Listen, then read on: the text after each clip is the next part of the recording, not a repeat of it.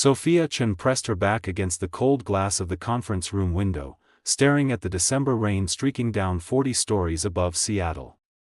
Her phone buzzed for the 5th time in an hour, each notification a reminder of the holiday torture awaiting her. "Darling, Uncle Richard's colleague has a son. Investment banker. Very successful.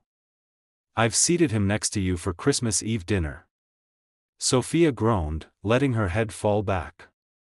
28 years old, a respected environmental consultant who had just closed a major deal with the city, her own condo in Capitol Hill, and still her mother treated her like an incomplete project requiring a man-shaped solution. Rough afternoon? She turned to find Marcus Blake leaning against the doorframe, his dark suit jacket slung over one shoulder, tie loosened in that effortlessly attractive way that made half the office swoon. His brown eyes sparkled with amusement as he held 2 paper cups from the artisan coffee shop downstairs. Marcus was the lead architect on most of Sophia's projects. 3 years of collaboration had created a dynamic that walked the razor's edge between professional partnership and something far more complicated. He challenged her sustainable building proposals. She pushed back on his aesthetic compromises. Together, they created award-winning eco-friendly structures that neither could have achieved alone. He was also frustratingly, impossibly gorgeous. "My mother's trying to set me up with yet another eligible bachelor," Sophia said, accepting the coffee with a grateful smile. "Last Christmas it was the dentist who explained root canals for 40 minutes. The year before, the lawyer who quoted tax code at me." Marcus settled into the chair across from her, long legs stretched out in front of him. "Let me guess. You're the family charity case because you're successful, independent, and horrifyingly single." "Exactly." Sophia slumped in her seat. "I love my family, truly. But every holiday gathering feels like an interrogation. When are you settling down? Don't you want children? Your cousin Diana just got engaged to a surgeon. It's exhausting." "So bring someone," Marcus suggested casually, sipping his coffee. "Show up with a date and end the speculation." "Right, because I can just materialize a boyfriend out of thin air with 5 days until Christmas," Sophia said sarcastically. "Maybe I should check if Amazon offers next-day boyfriend delivery." Marcus was quiet for a long moment, studying her with an intensity that made her skin warm. Then a slow smile spread across his face, the kind that usually preceded either brilliant ideas or spectacular disasters. "I'll do it." Sophia blinked. "Do what?" "Be your boyfriend. Your fake boyfriend for Christmas." He said it as easily as offering to grab lunch, not proposing to pretend romantic involvement with her. "You cannot be serious." "Why not?" Marcus leaned forward, clearly warming to the concept. "Think about it logically. We already know each other well, so we can answer family questions easily. We work together, which explains how we met. Our chemistry is obvious to everyone here." He paused, lips quirking. "And I'm exceptionally charming." Despite everything, Sophia laughed. "This is completely insane." "Completely," Marcus agreed. "But also practical. You get your family off your back. I get those symphony tickets you won at the firm gala. My sister's visiting in January and she's been wanting to see that performance. Everybody wins." Sophia should have refused immediately. Any rational person would have. But she was so tired of the pitying looks, the endless setups, the implication that her successful career meant nothing without a relationship to validate it. "What do you want for this favor?" she asked carefully, because nothing came without a price, especially from competitive colleagues. "Those symphony tickets," Marcus repeated. "And you cover for me during the Henderson presentation next week. I have a family commitment I can't miss." The symphony tickets were valuable, and covering the Henderson presentation would be challenging. But another Christmas as her family's pet project seemed infinitely worse. "Deal," Sophia said, extending her hand. Marcus's grip was warm and firm, his hand lingering just slightly longer than necessary. Excellent. So when do we start rehearsing? Rehearsing? Sophia, if we're doing this, we need to be convincing. He pulled out his phone. We need our story straight. How long have we been together? Where was our first date? What do I call you when we're alone? Heat crept up her neck at that last question. I haven't thought that far ahead. Lucky for you, I'm exceptionally thorough. Marcus stood, draining his coffee. Meet me tonight. That wine bar on Pine Street. 7 o'clock. We'll work out the details. This feels very official for a fake relationship, Sophia observed, already adding the address to her calendar. If we're doing this, we're doing it right. Marcus paused at the door, glancing back with an expression she couldn't quite interpret. Besides, spending time with you isn't exactly a hardship. He left before she could respond, leaving Sophia alone with her cooling coffee and a fluttering sensation in her chest that she absolutely refused to analyze. Sophia changed outfits 4 times before settling on dark jeans and a soft cream sweater. Casual but polished. She told herself it didn't matter what she wore, this was purely strategic planning. But she still checked her reflection twice before leaving. The wine bar was intimate, all warm lighting and exposed brick. Marcus had claimed a corner booth and ordered a bottle of Pinot Grigio. He'd changed too, she noticed, now wearing fitted jeans and a navy Henley that emphasized his broad shoulders. You look lovely, he said as she slid into the seat across from him. Thanks. You too. Sophia accepted the glass he poured. So, how do we approach this? Marcus pulled out a small notebook covered in his distinctive handwriting. I made a list. Key details we need to coordinate. Of course he had. Marcus approached everything with meticulous creativity, whether designing buildings or apparently orchestrating fake relationships. First question, he read. How long have we been together? 3 months. Sophia suggested. Long enough to be serious about bringing you home for Christmas, but short enough that my family hasn't met you yet. Perfect. What about how it started? We were working late on the Riverside project in September, Marcus said, and Sophia realized he'd already thought this through. Everyone else had left. We ordered Thai food, and while waiting, we started talking. Really talking, not just about building codes and sustainability ratings. And I realized how extraordinary you are.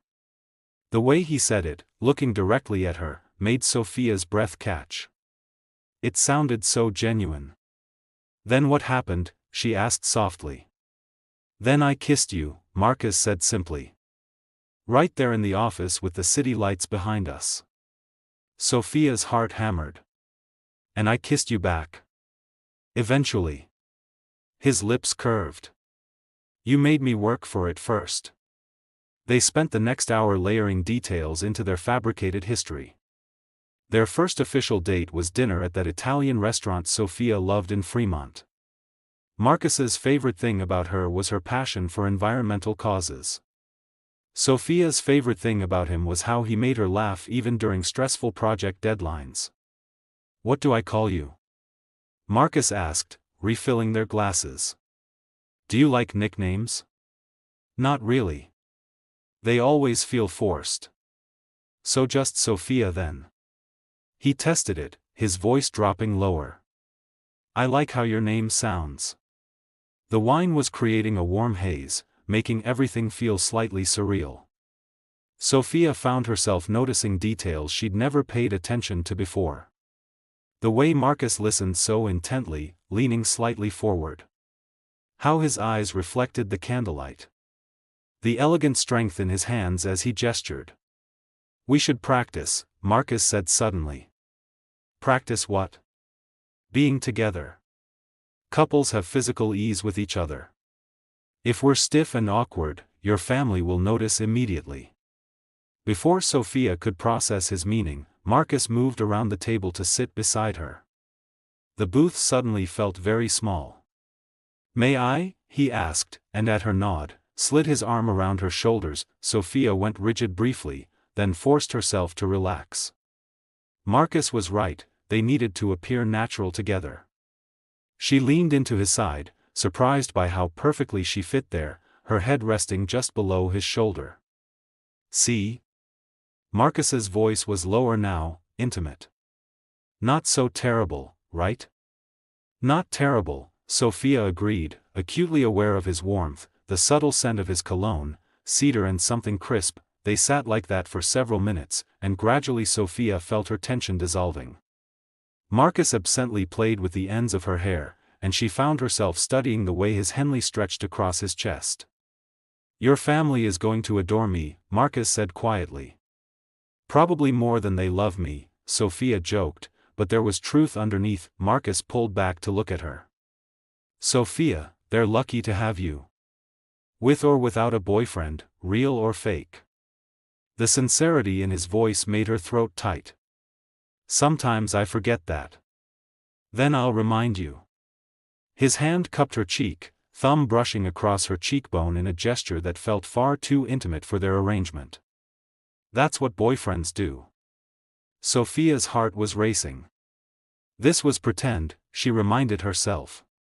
Marcus was just being thorough, ensuring they could pull this off. But the way he was looking at her didn't feel like pretending. We should practice one more thing, Marcus said, his gaze dropping to her lips. What? Sophia whispered, though she already knew. Your family might expect us to kiss. Under mistletoe, at midnight on Christmas Eve. If we've never kissed before, it'll be obvious. Sophia knew she should refuse. This was crossing a line that would complicate everything. But the wine and the intimacy and the way Marcus was looking at her made caution seem irrelevant. Okay, she breathed. Marcus smiled, slow and devastating. Then he kissed her. It started gentle, just a soft press of lips, testing. But then Sophia's hand curled into his shirt, and Marcus made a low sound in his throat. Suddenly the kiss deepened. His hand slid into her hair, angling her head, and Sophia pressed closer, tasting wine and want. When they finally broke apart, both breathing hard, Sophia's world had tilted. That was, she started, then couldn't finish. Thorough? Marcus supplied, but his voice was rough. Just being thorough. Sophia nodded, not trusting herself to speak. But as Marcus settled back beside her, his arm returning to her shoulders, she knew with absolute certainty that she'd just made either the best or worst decision of her life. And Christmas was still 5 days away. Christmas Eve arrived with crisp, clear cold that made Seattle's lights shimmer like jewels. Sophia stood before her full-length mirror, smoothing down the emerald velvet dress she'd chosen. Long sleeves, fitted silhouette, elegant without being overdressed for her family's traditional dinner. Her phone buzzed. On my way. Prepared to be the most convincing boyfriend you've ever seen. Sophia smiled despite her nerves. They'd met twice more since the wine bar, once for coffee to review their story, once for lunch where Marcus had held her hand across the table and made her laugh until she snorted. Each time, the line between pretend and real had blurred further. She hadn't told anyone about that kiss. Not her best friend, not her sister Rachel. Because discussing it meant admitting how much it had affected her. How she kept replaying it. How she'd started noticing everything about Marcus Blake in ways she never had before. The buzzer sounded. Sophia pressed the intercom. Come up. 3 minutes later, a knock. She took a deep breath and opened the door. Marcus stood there holding white roses, wearing a charcoal suit with a black shirt. He looked like he'd stepped out of a magazine. But it was the way his eyes widened when he saw her that made her breath catch. Sophia, he said softly. You look stunning. You clean up pretty well yourself, she managed, taking the roses. These are beautiful. Your favorite, Marcus said, stepping inside. You mentioned once that you loved white roses because they reminded you of your grandmother's garden. Sophia stared at him. She barely remembered saying that. Had no idea he'd been paying attention. You remembered? I remember everything you tell me, Marcus said simply, as if it were obvious. Sophia busied herself with the roses, trying to calm her racing heart. This was supposed to be fake, mutually beneficial. So why did every gesture from Marcus feel so real? Ready for this? She asked, setting the vase on her coffee table. Marcus crossed the room and took both her hands. Sophia, look at me. She did, meeting those warm brown eyes that seemed to see right through her. We're going to walk in there together, he said firmly. I'm going to charm your entire family, be the perfect boyfriend, and make sure nobody bothers you with questions or setups. You're not alone in this. I've got you. Something cracked open in Sophia's chest. Something warm and terrifying. Thank you, she whispered. Besides, Marcus grinned, the serious moment passing, I'm excellent with families. It's one of my many talents. The drive to her parents' house in Bellevue was filled with last-minute preparations. Sophia quizzed Marcus on family names, though he seemed to have memorized everyone already. He told her stories about his own childhood Christmases, making her laugh with tales of his sister's antics. When they pulled up to the house strung with thousands of lights, Sophia's anxiety spiked. Through the windows, she could see people already gathered, her loud, chaotic, loving, overwhelming family. Hey, Marcus said, cutting the engine and turning to her. Breathe. Sophia realized she'd been holding her breath. She exhaled slowly. That's my girl, Marcus said, then seemed to catch himself. I mean, you know, for tonight. Something flickered in his eyes, something that looked like regret. But before Sophia could analyze it, he was out of the car, coming around to open her door. The moment they stepped through the front door, Sophia's mother descended like a well-dressed whirlwind. Sophia, darling. And this must be Marcus. Helen Chen was 60, elegant and energetic, with Sophia's same dark hair now streaked with silver.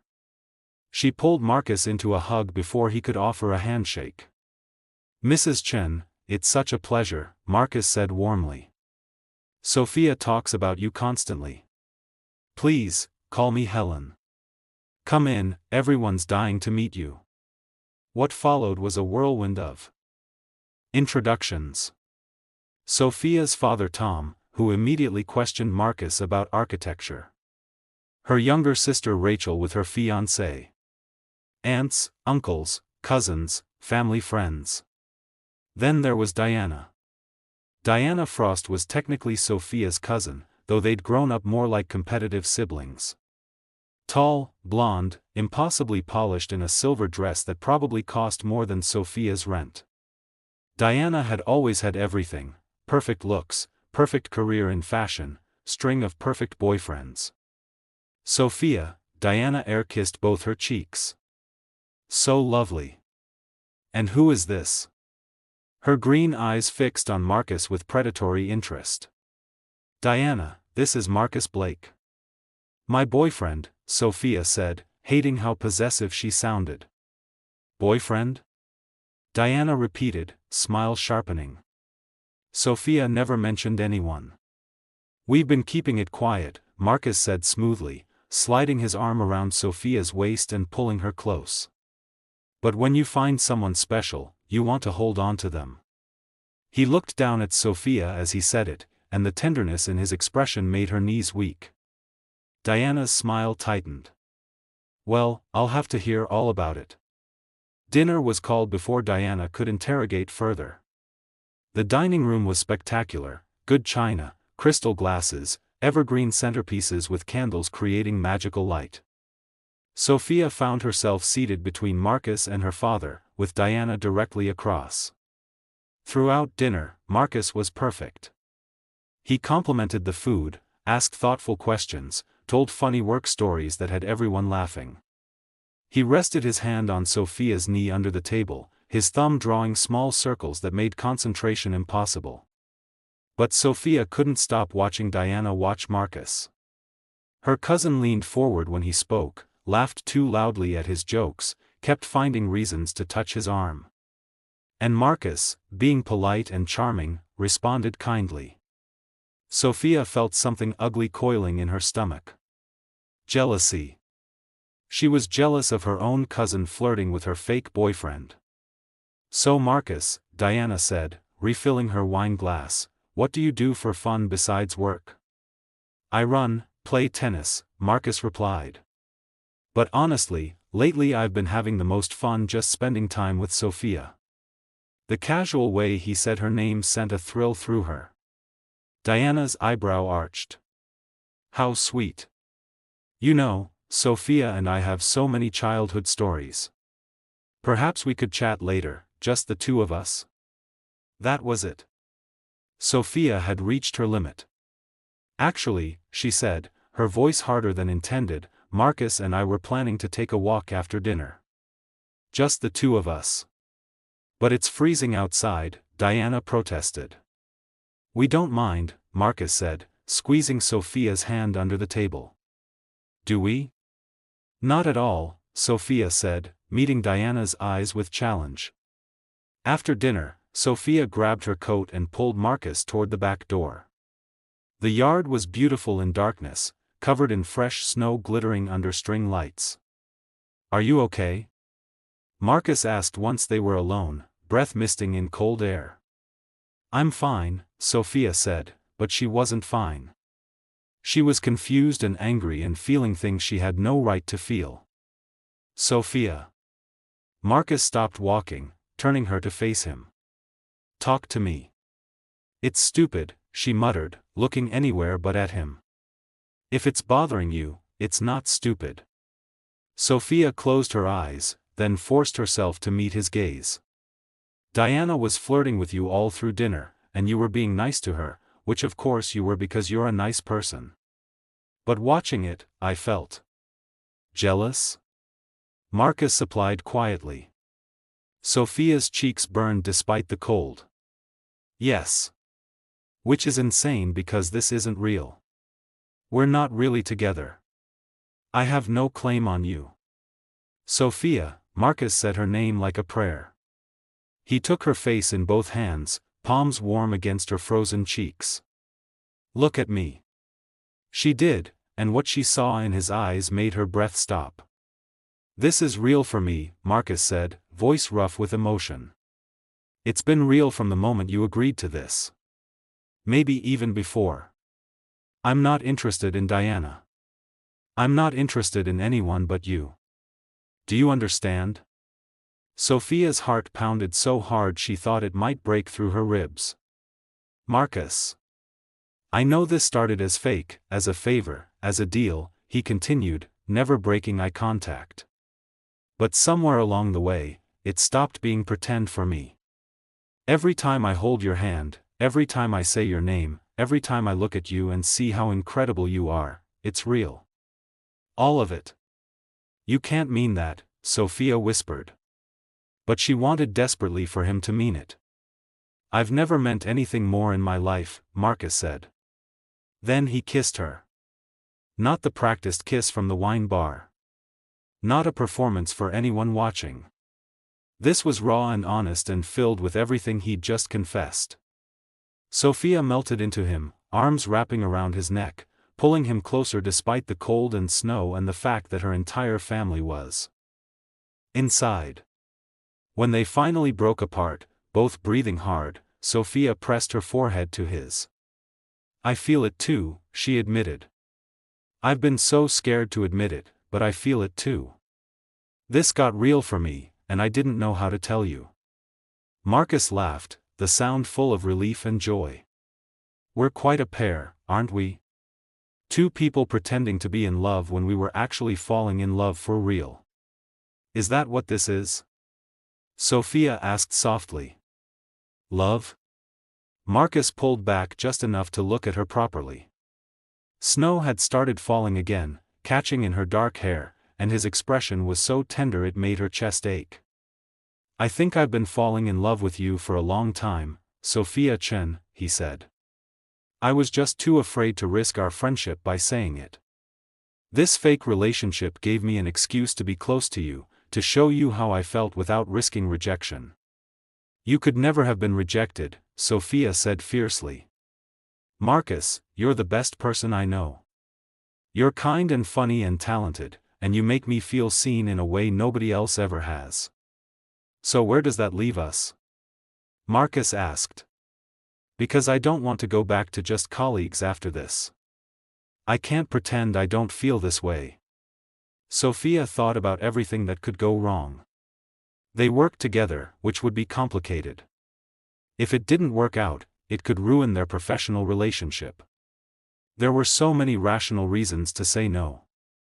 But standing there in the snow with Marcus's arms around her and her heart so full it hurt, Sophia decided to stop being rational. Then let's not pretend, she said. Let's make this real. Actually real?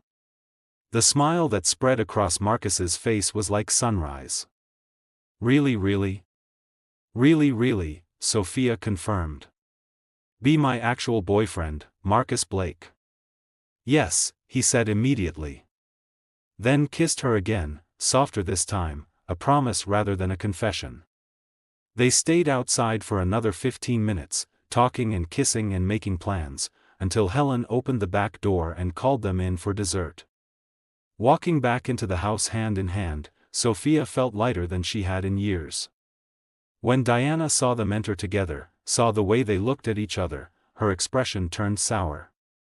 But Sophia didn't care anymore. She'd spent so long worried about what everyone thought, about being the single one, the disappointment. But looking at Marcus, seeing the real love in his eyes, she realized none of that mattered. The rest of the evening passed in a happy blur.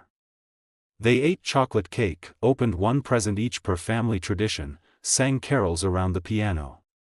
Through it all, Marcus stayed close, his presence a constant warm comfort. When it was finally time to leave, Helen hugged Sophia tightly at the door. He's wonderful, sweetheart, she whispered. I can see how much he loves you.